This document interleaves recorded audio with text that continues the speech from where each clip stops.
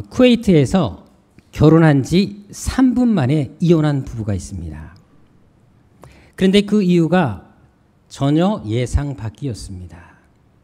부부가 이제 혼인신고를 하고 법원에서 나오다가 아내가 돌부리에 걸려서 넘어졌다고 합니다. 그럼 어떻게 하는 것이 맞습니까? 바로 이렇게 세워지는 것이 정상 아닙니까? 근데 이를 본 남편이 아내에게 이렇게 딱 한마디 던졌습니다. 멍청해. 이 말에 아내는 충격을 받아서 바로 이혼을 하게 됐습니다. 왜 그럴까요? 말 속에는 그 사람의 평소 생각과 성품이 그대로 배어 있기 때문입니다. 보통 공동체에 문제를 일으키거나 인간관계를 힘들게 하는 사람들을 일컬어서 트러블 메이커라고 합니다. 그런데 그 사람들이 가진 특징 5가지가 있습니다. 비판, 불만, 분노, 요구, 지적질이 많다라는 것입니다. 이를 한마디로 표현하면 매사에 늘 부정적이라는 것입니다. 저도 목회를 하지만 목회할 때 가장 상대하기 힘든 사람이 있습니다. 바로 부정적인 생각을 가진 사람들이나 부정적인 언어를 말하는 사람들이 가장 힘든 대상들입니다. 9월째 우리 교회는 이제 섬교회 건축 사역을 위해서 준비 중에 있습니다. 교회 비전처럼 12개 교회 지원 사역을 감당하는 첫 발을 내딛는 되게 의미 있는 계획일 수밖에 없습니다. 그래서 농어촌 선교부를 중심으로 해서 열심히 준비를 하고 있는데요. 그런데 성도 중에 왜 그렇게 먼 데를 가냐? 가까운 데도 많은데 나는 가기 싫다. 동참하기 싫다. 동참하고 싶지 않다. 교회 주차장도 없는데 그 돈 가지고 교회 주차장 마련하지 왜 남의 교회 신경 쓰냐? 라고 말하는 사람은 한 명도 없습니다. 하지만 만일 그런 사람이 있다면 섬지방 사역을 앞두고 찬물을 끼얹거나 반대하는 사람이 있다면 분위기가 어떻겠습니까? 상당히 심란할 수밖에 없습니다. 자, 그런데 오늘 본문에 보게 되면 그런 일이 실제로 벌어졌음을 알 수가 있습니다. 먼저 본문을 이해하기 위해서는 이전에 어떤 사건이 있었는지 우리가 알 필요가 있습니다. 사도행전 13장 1절부터 3절을 보도록 하겠습니다. 안디옥 교회가 있는데요. 이 교회는 세계 복음화를 위해서 정말 하나님의 귀한 일들을 감당한 교회입니다. 이 교회에서 그 유명한 바울과 바나바를 선교사로 선교를 위해서 파송하게 됩니다. 이때 함께 수행원으로 따라간 사람이 있었습니다. 4절 5절을 보게 되면 바로 마가라는 사람이었습니다.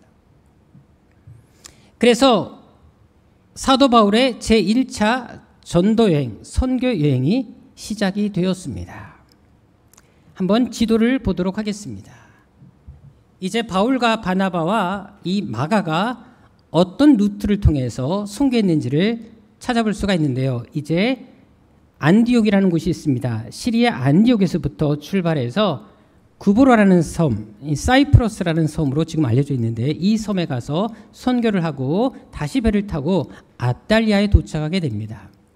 그리고 버가에 가서 복음을 전하고 이제 비시디의 안디옥으로 가기 직전이었습니다. 이때 문제가 발생했습니다. 비시디아 안디옥을 앞두고 갑자기 마가가 폭탄 선언을 한 것입니다. 13절, 14절에 보십시오. 난 더 이상 못 가! 라고 중도 포기를 선언합니다. 그리고는 집으로 획 하고 돌아가 버렸습니다. 그럼 왜 그랬을까요? 첫 선교지에 첫 발을 내딛고 열심히 사역하는 중에 왜 갑자기 사역을 멈춘 것이겠습니까? 저랑 함께 몇 년 전에 튀르키예를 다녀오신 분들은 잘 아실 것입니다. 버가에서 비시디아 안디옥을 가기 위해서는 어디를 거쳐야 합니까? 기억나십니까? 자, 우리 사진 다시 보겠습니다. 자, 버가에서 비시디아 안디옥을 가기 위한 지형도입니다. 여러분들 이렇게 봐서는 잘 감이 안 오시겠지만 다음 장을 보시면 좀 더 실감이 날 겁니다. 버가는 해안지대입니다. 그리고 비시디아 안디옥은 해발 1100m 이상의 고지대였습니다. 그리고 버가에서 비시디아 안디옥을 가기 위해서는 타우루스 산맥을 반드시 통과해야만 했습니다. 한번 보겠습니다. 이곳은 과거에서부터 좁은 협곡, 험난한 고개가 많아서 여행할 때 매우 위험하고 힘든 곳으로 유명했습니다. 여기를 지금 통과해야 하는 것입니다. 지금 그래도 길이라도 하나 뚫렸지만 예전에는 이런 길조차 아예 없었습니다. 계속 오르막길을 올라야 합니다. 아무리 짧게 잡아도 최소 5일이 소요되는 거리였습니다. 당연히 힘든 여정일 수밖에 없었습니다. 저도 이곳을 지나가면서 너무나 험한 산길에 혀를 내두를 정도였습니다.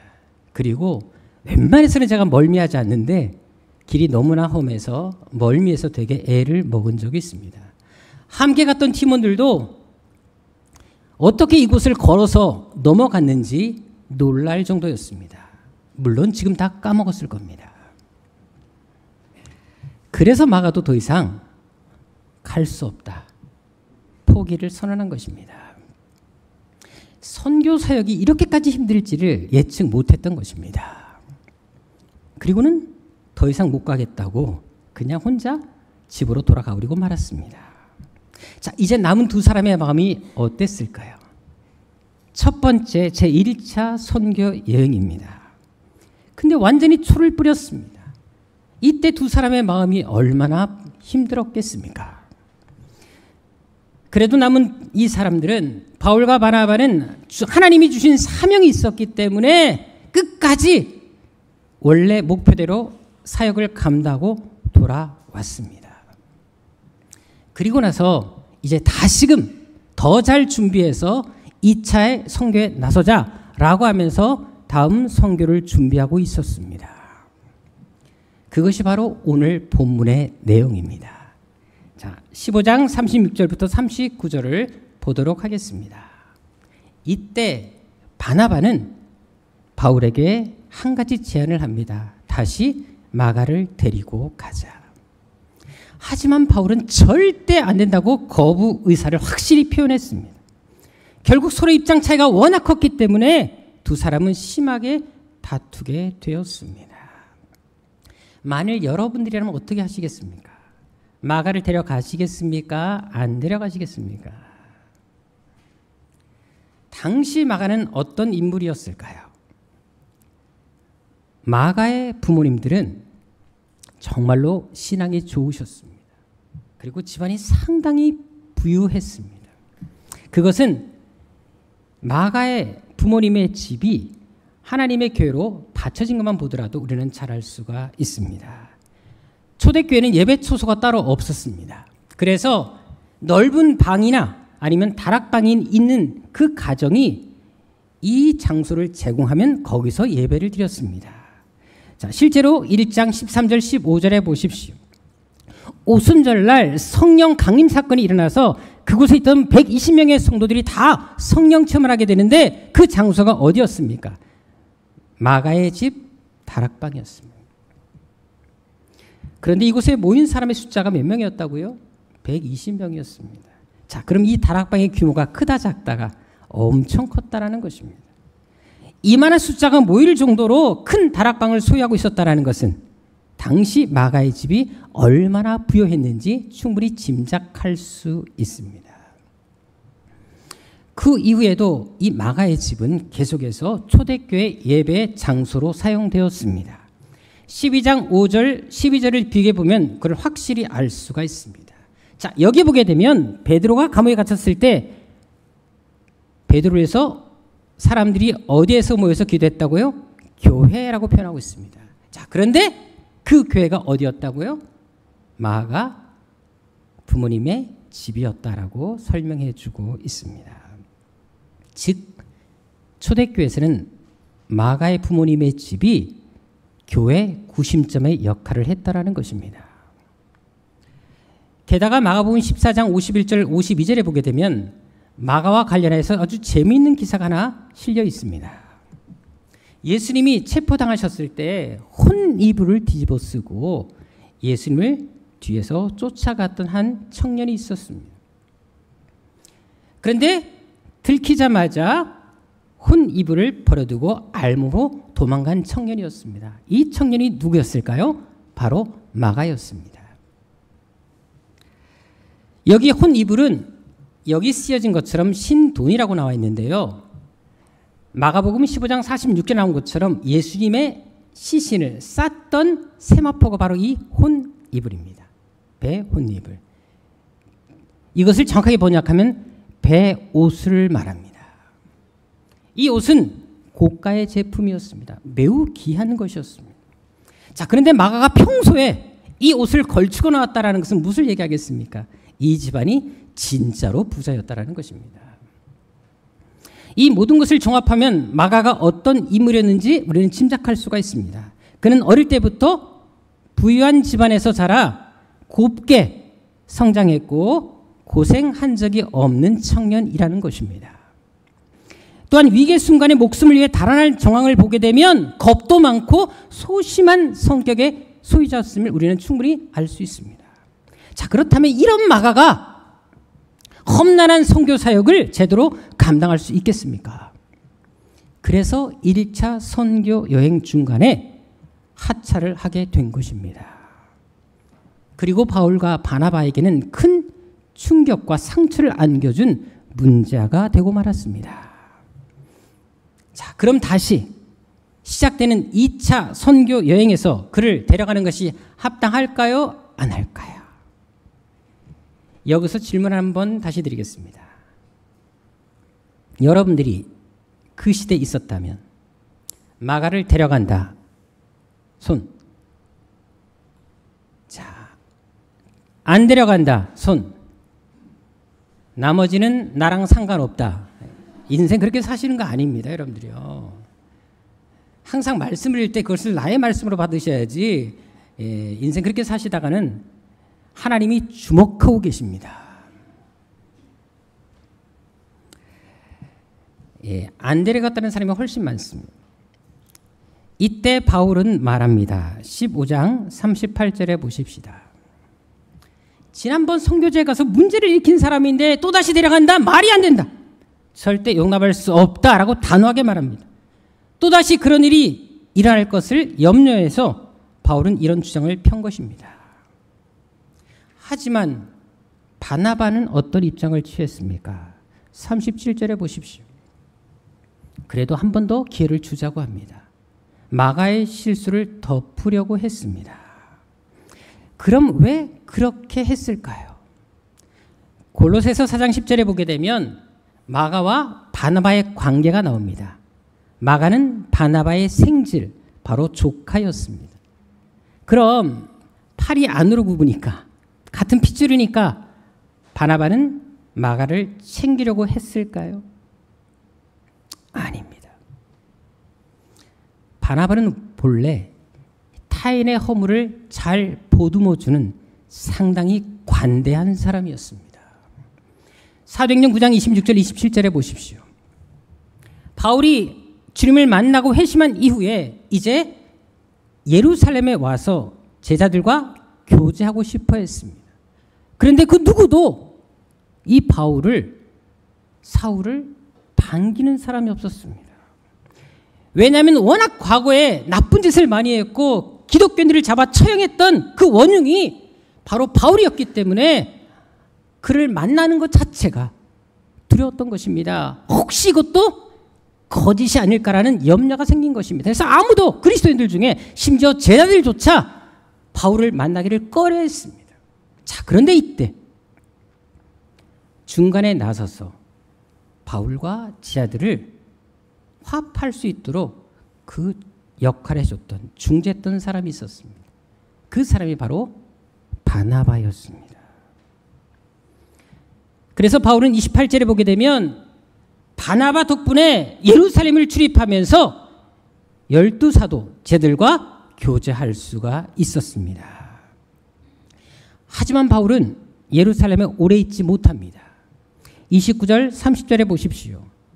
바울을 용납하지 못하고 그를 죽이려고 하는 헬라파 유대인들이 있었습니다. 이 사람들이 계속해서 바울의 생명을 노렸기 때문에 할 수 없이 바울은 예루살렘에 오래 머물지 못하고 고향 다소로 떠나게 되었습니다. 그렇게 그곳에서 보낸 세월이 적어도 7년 이상이었습니다. 만약 바울을 누군가 찾아주지 않았다면 그는 그곳에서 오랫동안 더 머물 수밖에 없었습니다. 하지만 이때도 바울을 찾아가서 그를 다시 데려온 인물이 있었습니다. 11장 25절 26절에 보십시오. 바로 바나바입니다. 그는 바울을 찾으러 그 먼 다소까지 직접 가서 그를 데리고 와서 함께 목회하면서 그를 더욱더 성장시킵니다. 그리고 얼마 후에는 바울과 함께 선교사로 파송을 받아 선교 여행을 떠나게 된 것입니다. 한마디로 지금의 바울을 있게 한 사람은 바나바라고 해도 과언이 아니었다라는 것입니다. 그만큼 바나바는 누군가를 중재하거나 약한 사람을 돕는데 특별한 달란트를 가진 사람이었습니다. 따라서 바나바에 대해서 24절에 보면 성경은 이렇게 평가하고 있습니다. 바나바는 착한 사람이다. 믿음과 성령이 충만한 사람이다. 그래서 많은 사람들이 바나바를 따르게 되었다라고 이야기를 합니다. 여기 착하다라는 뜻은 인격적으로 탁월하거나 관대하고 선한 사람을 일컬을 때 사용되는 단어입니다. 그만큼 모든 사람이 인정할 정도로 관대한 사람, 선한 사람, 인격적으로 훌륭한 사람이 바나바였다라는 것입니다. 그렇다면 바나바는 2차 선교 여행에서 왜 마가를 데려가려고 했겠습니까? 핏줄 때문이 아니라 마가를 다시 일으켜 세워주기 위해서였습니다. 그에게 다시 기회를 주고 싶었던 것입니다. 연약한 자를 붙들어주기 위해서 바나바는 혈연을 떠나서 하나님의 믿음의 한 공동체 안에서 믿음의 사람을 세우고 싶어서 이런 선택을 하게 된 것입니다. 여기서 우리는 바나바를 통해 그리스도인들이 가져야 할 중요한 관점을 배울 수가 있습니다. 그것은 바로 생각 뒤집기입니다. 왜냐하면 단점도 달리 생각하면 장점이 될 수 있기 때문입니다.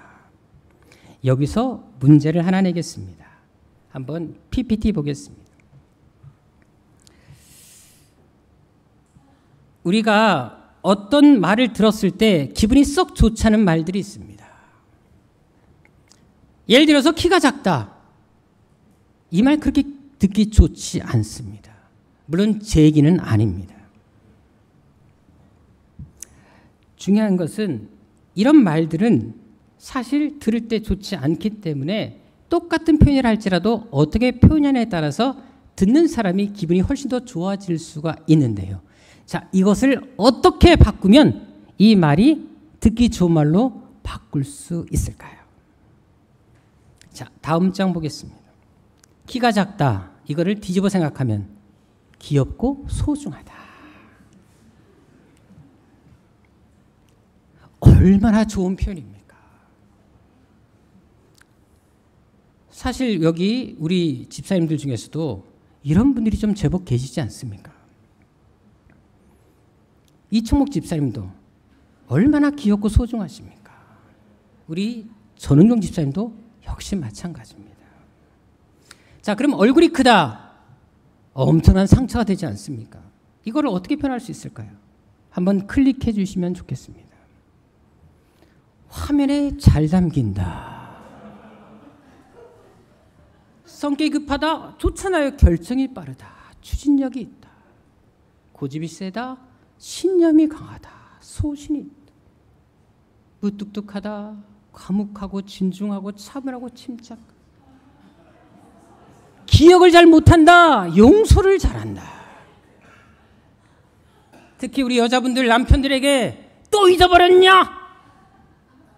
그런 말 하기 전에 우리 남편은 용서를 잘하는 사람이야. 우리가 조금만 생각을 바꾸면 부정적인 말들도 긍정적으로 바꿀 수 있습니다. 단점이 장점이 되도록 만들 수 있다는 것입니다. 그렇다면 여러분들은 평소에 어떤 말을 자주 사용하십니까? 단점과 장점 중에 어떤 것을 더 많이 보는 편이십니까? 가정이나 공동체도 한번 생각해 보십시다. 우리는 분명 믿음의 사람들이 만나서 믿음의 가정을 이뤘고 믿음의 공동체를 형성했습니다. 그런데도 왜 종종 갈등이 생기고 서로에게 상처를 주는 것이겠습니까? 상대방의 단점이 보일 때 그것을 덮어주지 못하기 때문입니다. 때로는 상대방의 단점을 고치려고 합니다. 그것이 나의 역사적 사명이다 라고 생각하는 사람이 있습니다. 여기는 분명 내 기준, 내 관점이 떡하니 자리 잡고 있는 것입니다. 오늘 본문의 마가를 바라보는 관점도 마찬가지입니다. 그는 분명 큰 잘못을 저질렀습니다. 공동체를 힘들게 했습니다. 사역의 걸림돌이 되는 트러블 메이커였습니다. 바울과 바라를 다투게 만든 원인 제공자였습니다. 그래서 두 사람은, 그렇게 사이가 좋던 두 사람은 서로 대립하게 되었습니다. 그래서 한 사람은 데려갈 수 있다, 데려갈 수 없다라고 싸우게 된 것입니다. 자, 그렇다면 여기서 누구의 말이 더 옳겠습니까? 바나바의 말이 옳습니까? 바울의 말이 옳습니까? 결론적으로 말한다면 둘 다 맞습니다. 바나바의 입장도 맞고요. 바울의 입장도 우리는 꼭 필요합니다. 하지만 둘 중에 우리가 우선순위에 둘 것이 있습니다. 그것이 바로 바나바의 관점입니다. 왜이겠습니까? 15장 38절 39절에 보십시오. 이 사건으로 인해 바나바와 바울은 서로 갈라지게 됩니다. 가장 가까웠던 사이가 깨어집니다. 좋았던 관계도 완전히 틀어지고 말았습니다. 이때 서로 한 걸음씩만 양보했다면 어땠을까요? 한 사람이라도 자신의 입장을 내려놓았다면 이런 분열이 일어났겠습니까? 우리는 너무 우리 주장이 강할 때가 있습니다. 우리의 관점이 모든 것을 결정할 때가 있다는 것입니다. 자, 그런데 더 놀라운 것이 있습니다. 서로가 큰 상처를 받았습니다. 서로 갈라졌습니다. 자, 그런데 중요한 것은 두 사람 모두 사역을 내려놓지 않았다는 것입니다. 분명 죄를 하다가 상처를 받았어요. 아픔을 겪었어요. 갈등을 겪었어요. 그런데도 불구하고 끝까지 두 사람 다 사명을 감당해냈다는 것입니다. 바울은 실라를 데리고 계속해서 원래 계획대로 사역을 진행합니다. 그리고 바나바 역시 마가를 데리고 구브로 섬으로 가서 선교를 이어나갔습니다. 그런데 그 이후에 마가에게 어떤 일이 일어났을까요? 그가 어떤 인물로 변화되었습니까? 마가에게는 본래 이름이 따로 있었습니다. 이미 나오긴 했었는데요. 12장 25절에 보십시오. 요한이라는 이름이 본래 있었습니다. 요한은 히브리식 이름이고요. 마가는 로마식 이름입니다. 즉 본래 이름은 본명은 요한이었고 마가는 로마식 이름으로 새로 붙여진 것입니다. 자, 그런데 그가 로마식 이름을 가지고 있었다는 것은 무엇을 의미하겠습니까? 그는 모국어뿐만 아니라 당시 공용어였던 헬라어도 말할 수 있는 사람이었다는 것입니다. 실제로 히에라볼리의 감독이었던 파피아스라는 분이 있습니다. 그분이 120년경에 썼던 주님의 말씀 해설이라는 책이 있습니다. 그 책에 마가에 대해서 이렇게 기록해 놓고 있습니다. 마가는 나중에 베드로를 수행하며 베드로의 통역자로서의 삶을 살았다. 그래서 베드로전서 5장 13절에 보면 베드로도 이 마가를 가리켜 나의 아들이다 라고 표현하고 있습니다.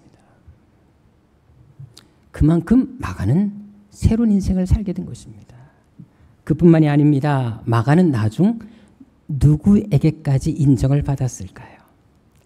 골로새서 4장 10절 11절에 보십시오. 놀랍게도 바울이 감옥에 갇혀 있을 때 마가도 그 감옥에 함께 갇힙니다.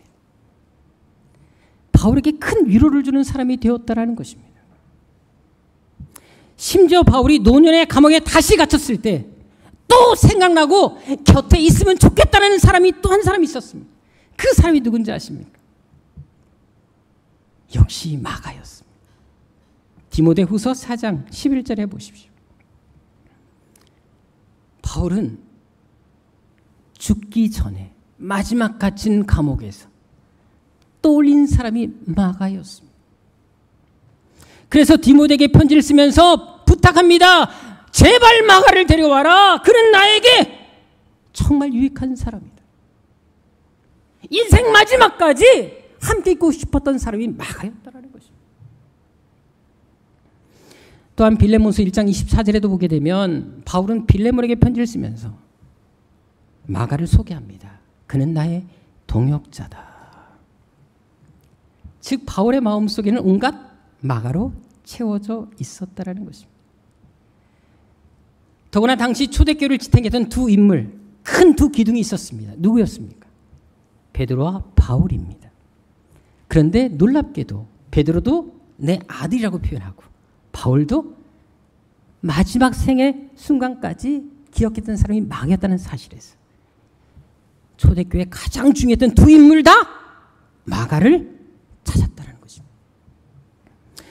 마가를 서로 곁에 두고 싶어합니다. 함께 동역하고 싶어하고 욕심나는 사람이 마가였다는 것입니다.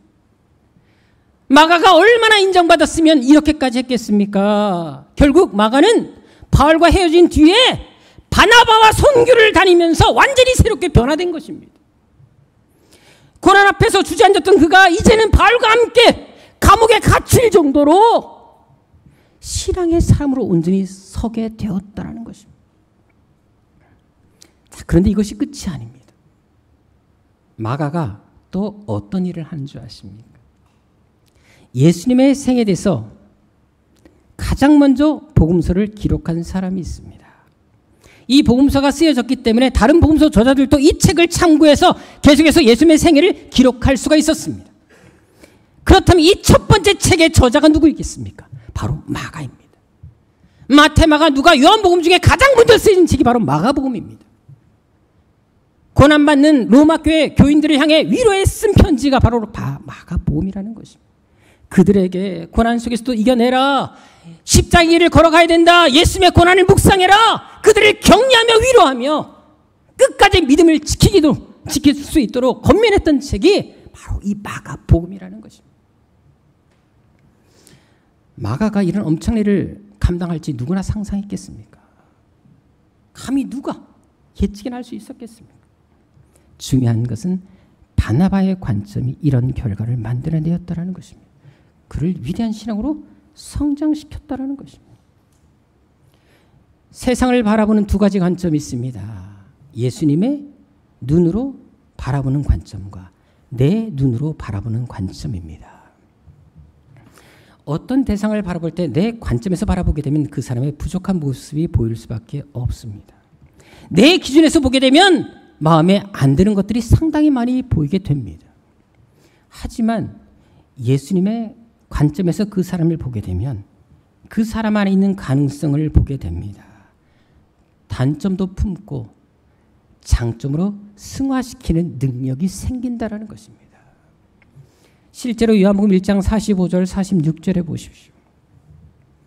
빌립이 예수님을 만나고 나서 너무 좋아서 친구 나다나엘을 찾아갑니다. 감격하면서 내가 메시아를 만났다. 너도 와서 함께 만나러 가자 라고 이야기를 합니다. 자, 그때 나다나엘이 어떻게 반응합니까? 말도 안 되는 소리 하지 말아라. 나사렛에 무슨 선한 것이 나겠느냐? 예수님의 출신 성분을 문제 삼습니다. 예수님을 무시하는 발언을 서슴지 않았습니다. 자, 여러분들이 예수님이라면 기분이 어땠을까요? 내 집안을 들먹이고 나를 완전히 뭉개는, 자존심을 상하게 하는 그런 발언을 한 사람이 내 앞에 있다면 어떻게 하시겠습니까? 당연히 마음이 언짢고 자존심이 스크래치가 나서 아마 울분이, 분노가 치밀어 오를 것입니다. 자, 좋은 말이 나가겠습니까?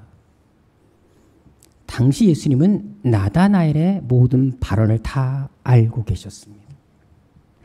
그런데도 그에 대해서 어떻게 말씀하십니까?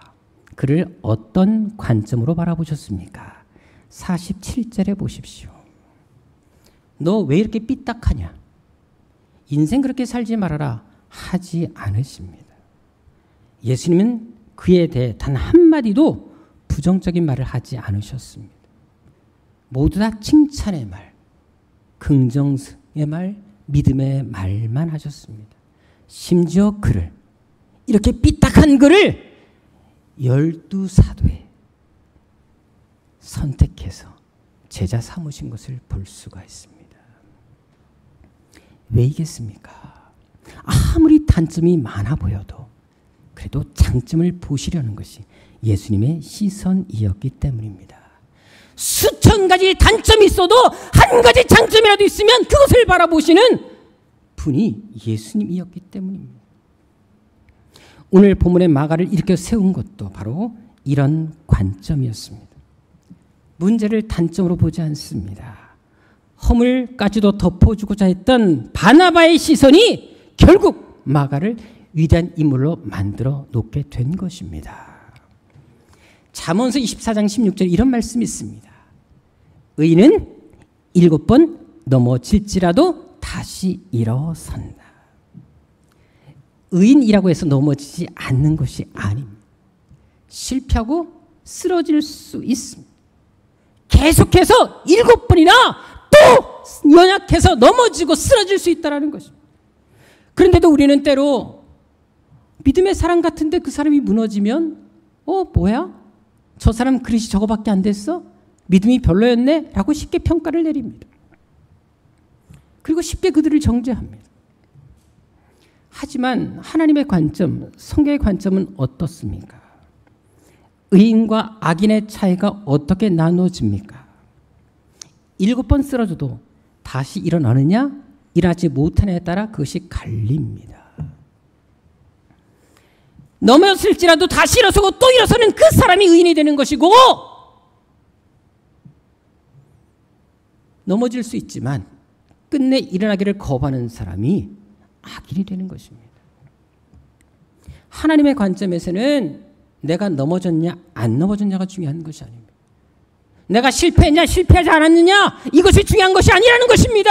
하나님의 관점에서는 넘어졌어도 다시 일어설 수 있느냐, 그래도 하나님 바라보며 일어서기를 결심할 수 있느냐, 이것이 중요하다는 것입니다. 이것이 바로 의인의 기준이 된다는 것입니다. 죄를 짓지 않는 것이 의인이 아니라 넘어져도 다시 일어섰느니 이것을 보고 의인이라고 말씀하시는 것입니다. 그렇다면 이제 우리는 어떤 시선, 어떤 관점으로 서로를 대해야 하겠습니까? 가정에서도 공동체 안에서도 분명 마가는 존재합니다. 약하고 쉽게 무너지는 사람이 있을 수 있습니다. 그런데 마가만 있으면 어떻게 되겠습니까? 가정에서는 마가만 있습니다. 교회에서도 마가만 있습니다. 모임 때마다 마가가 있습니다. 그런 사람만 있으면 그 공동체가, 그 가정이 어떻게 온전히 설 수 있겠습니까? 따라서 바나바의 역할을 해줄 수 있는 사람이 필요하다는 것입니다. 마가도 있어야 되겠지만 그 마가를 품고 아끼고 붙들어줄 수 있는 사람이 필요하다는 것입니다. 넘어진 사람을 일으켜 세워주는 사람, 용서의 사람, 화해의 사람이 우리에게는 필요하다는 것입니다. 오늘 본문의 마가가 그렇게 해서 일어설 수 있었던 것입니다. 그의 허물을 덮어주는 바나바의 따뜻한 마음이 그를 이렇게 위대한 일꾼으로 세우게 된 것입니다. 중요한 것은 나중 바울도 바나바의 이런 영향을 받아서 그도 그런 삶을 살았다는 것입니다. 바울의 서신 중에 가장 초기에 쓰여진 편지가 있습니다. 바로 데살로니가 전서입니다. 이 서신은 바울이 2차 선교 여행, 바나바와 갈라졌을 때 이어진 2차 선교 여행의 말미에 쓰여진 책입니다. 그런데 바울이 교인들을 향해서 그 편지에서 어떻게 말하고 있는 줄 아십니까? 5장 14절에 보십시오. 마음이 약한 자를 격려해라. 힘이 없는 자를 붙들어줘라. 모든 사람에게 오래 참아라. 얼마 전에 바울이 보였던 모습과 너무 달라지는 모습 아닙니까? 왜 이렇게 되었겠습니까? 바나바와 헤어진 이후에 그는 자신을 돌아보게 됩니다. 바나바가 자신을 위해서 얼마나 많은 희생을 했고 어떻게 자기를 돌봐주었고 얼마나 믿음의 삶을 세웠는지를 깨닫게 됩니다. 그래서 그의 사랑받은 것을 기억하면서 그래, 내가 너무 성급했구나. 스스로 자신을 돌아보며 깨닫습니다. 즉 바울의 이런 신학에, 화해의 신학에 영향을 가장 많이 준 사람은 바로 바나바였다는 것입니다. 우리도 바나바처럼 살 수 있다면 얼마나 좋을까요? 내가 행복하기를 바라기보다 상대방이 더 행복하기를 바랍니다. 상대방이 변화되기를 기대하기보다 내가 먼저 변화되려고 한다면 우리의 가정, 우리의 공동체가 얼마나 하나님께서 원하시는 그런 가정 공동체로 바뀌어가겠습니까? 갈등, 분열, 상처를 주는 일들이 과연 일어나겠습니까? 다 마가만 있기 때문에 서로 찌르고 다치게 하는 것입니다. 하지만 공동체 안에서는 바나바 같은 인물이 필요합니다. 우리 가정에서, 우리 공동체에서 한번 그런 사람 돼보지 않겠습니까? 언제까지 늘 챙기만 받으시겠습니까? 언제까지 내 유익만 구하고 내 기준에서만 살아가시겠습니까? 예수님께서 우리를 위해서 모든 세상 내어주신 것처럼, 우리를 용서하시고 사랑하신 것처럼 우리 또 이제는 사랑받은 자로서 돌봐주고 품고 이해하는 삶을 살아야 되지 않겠습니까? 이제 좀 내 자존심 좀 내려놓읍시다. 이해하고 품는 사람이 됩시다. 비판하는 그 생각 자체를 버려버리고 정말 더 화해시키기 위해서 내가 먼저 손 내밀고 내 자아를 좀 내려놓을 수 있는 그런 인생을 사는 여러분 되시라는 것입니다. 영국의 시인 바이런이 이런 말을 남긴 적이 있습니다. 나라를 세우는 데는 1000년의 세월도 모자라고 그것을 허무는 데는 한순간으로도 충분하다. 나라를 세우는 데는 1000년도 모자랍니다. 근데 그것을 허무는 데는 한순간으로도 충분하다는 것입니다. 나라뿐이겠습니까? 가정도, 개인도, 교회도 마찬가지입니다. 허무는 것은 한순간이면 됩니다. 하지만 세우는 데는 인구의 시간과 많은 희생과 노력이 필요하다는 것입니다. 바나바 같은 마음이 있어야 그것이 가능하다는 것입니다. 그럼 우리는 어떤 사람이 되어야 하겠습니까? 서로에게 허무는 사람이 아니라 세우는 사람이 되어야 되지 않겠습니까? 그리스도인이라면 그렇게 살아야 되지 않을까요?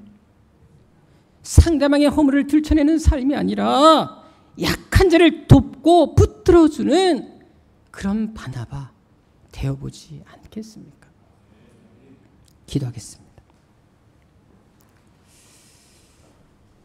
아버지 하나님, 우리는 정말 하나님 앞에 내세울 것이 아무것도 없습니다.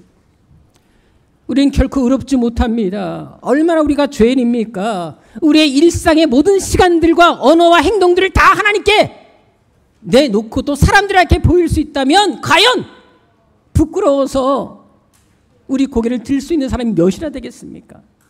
다 우린 그런 사람들입니다. 근데 우리 너무 쉽게 정죄합니다. 다른 사람의 잘못을 용납하지 못합니다. 우리의 잘못을 하나님께 용서해달라 기도하면서도 다른 사람의 허물은 들춰내는 삶을 살 때가 얼마나 많은지 모릅니다. 아버지 하나님, 우리의 연약함, 우리의 교만함, 우리의 이 어리석음을 용서하여 주시고, 아버지 하나님, 마가로서의 인생을 살기보다 바나바로서 인생을 살게 도와주시고 오히려 마가를 위대한 하나님의 사람으로 바꿀 수 있는 그런 바나바 역할을 감당하는 우리 모두가 되게 하여 주옵소서. 돌봄만을 받으려고 하지 말게 하시고 오히려 내가 누군가를 돌봐줄 수 있는 그런 성숙한 신앙이 되게 하여 주옵시며, 상대방이 변화되기를 바라기보다 내가 먼저 변화될 수 있는, 내가 먼저 내 자존심 내려놓고 손 내밀 수 있는 그런 삶을 살아갈 수 있도록 도와주옵소서. 아버지 하나님, 바나바 한 사람이 마가를 변화시켰고 바울을 변화시켰던 것처럼 우리 한 사람 한 사람이 이 시대에 그 바나바가 되게 하여 주시고, 나를 통해 우리 가정과 우리 공동체가 회복되는 역사가 나타나게 하여 주옵소서. 존귀하신 예수님의 이름으로 기도드립니다. 아멘.